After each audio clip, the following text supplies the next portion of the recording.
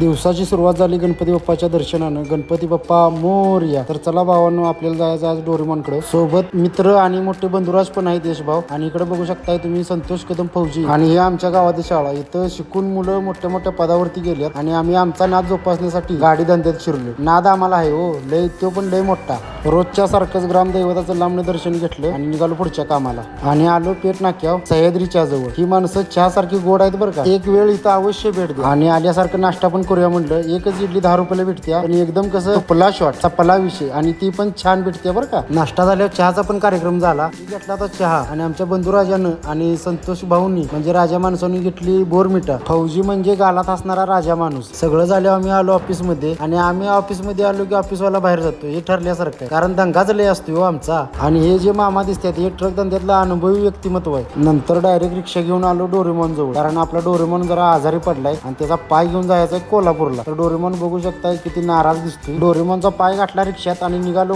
कोल्हापूरकडे. पाय जरा दुरुस्त करायचा आहे, जरा वाकडा तिकडा झालाय नव्हता. बीडचे आपले परम मित्र संतोष भाऊ हे पण भेटायला आल्यात किनी वॉटर मध्ये. आणि भाऊंच्या चेहऱ्यावरचं हसू एवढंच सांगतंय की आपल्या माणसांना भेटल्यावर किती आनंद होतो. कोल्हापूरचे आदर्श भाऊ आणि त्यांचा मित्र परिवार ते पण आलते भेटायला. सगळ्यांसोबत जरा हे वेगळंच काहीतरी आम्ही प्यालो. लोगो आवडला तर नक्की लाईक करा, शेअर करा. थँक्यू.